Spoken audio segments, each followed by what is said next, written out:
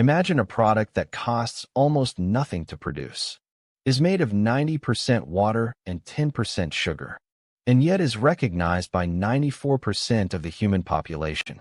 A product that is available in the middle of the Sahara Desert and on the highest peaks of the Himalayas. Coca-Cola is not a beverage. It is a chemical religion that has successfully privatized the most basic human need: thirst. John Pemberton didn't just invent a medicine for headaches in 1886. He created a liquid gold mine that turned the world's water supply into a multi-billion-dollar machine of psychological addiction. Today we are uncovering the water war and how Coca-Cola became the invisible owner of the planet's hydration in 2026. The story of Coca-Cola is a masterclass in emotional branding. They don't sell you a drink, they sell you happiness.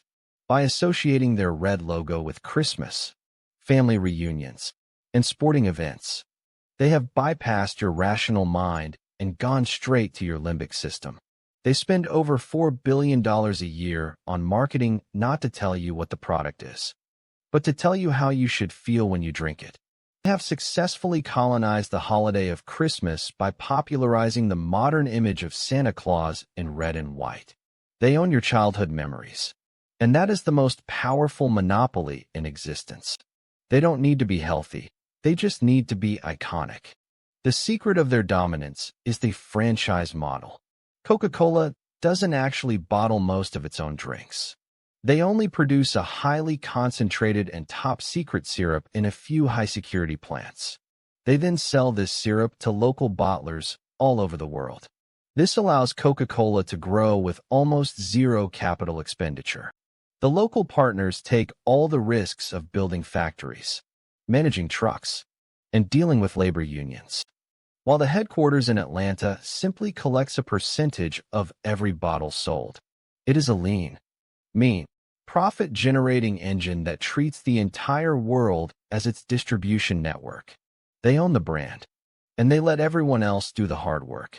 But the dark side of this empire is the water capture.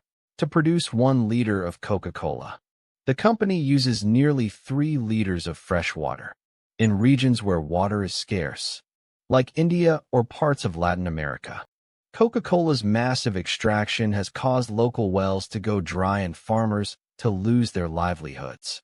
They have been accused of hydrological colonialism, where they take the public's water for free or at a very low cost and sell it back to the same people in a plastic bottle. In some places in Mexico, it is actually cheaper and easier to find a bottle of Coke than a gallon of clean drinking water. They have created a reality where a corporate product has replaced a natural right. The secret formula is the greatest marketing myth in history, locked in a high-tech vault in Atlanta. The merchandise 7X formula is said to be known by only 2 people at a time who are never allowed to travel on the same plane. This creates an aura of mystery that justifies the brand's premium. But the truth is that any modern laboratory can reverse engineer the ingredients in minutes. The secret isn't the recipe, the secret is the scale. No one else can produce that specific flavor at that price and deliver it to every corner of the earth. They have built a wall of sugar and logistics that no competitor can climb. In 2026, Coca-Cola is facing the health revolution. With sugar taxes rising and consumers becoming more conscious, they are pivoting to become a total beverage company. They are buying up coffee chains like Costa Coffee, water brands, and sports drinks.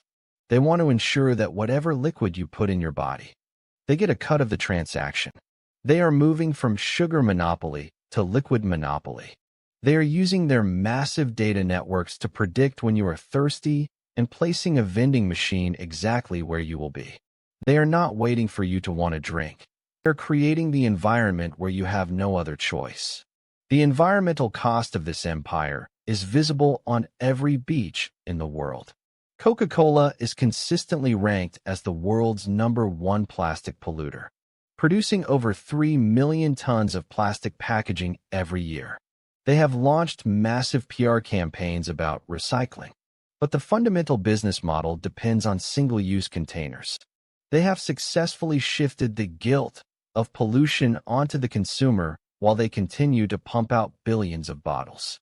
They are the masters of greenwashing, making you feel good about doing your part, while they continue to drain the planet's resources for profit. Today, Coca-Cola is a symbol of global capitalism that is too big to fail.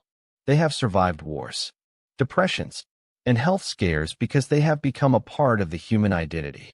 They prove that if you can own a color, a feeling, and a resource as vital as water, you own the future. They don't sell soda. They sell the confirmation that the world is a familiar place as long as there is a red bottle within reach. And you? Have you ever thought about why you reach for a Coke when you are happy or stressed? Do you think the convenience of a global drink is worth the privatization of our water and the destruction of our environment? Subscribe to Global Titans now and hit the bell, because in our next video we are going to talk about Netflix and the binge algorithm that is literally rewiring your brain's dopamine system. Are you ready to see how your free time was stolen by a computer? The system is watching you, and we show you the sugar-coated truth. Until the next corporate secret, are you ready for what's coming? Your thirst is being monitored,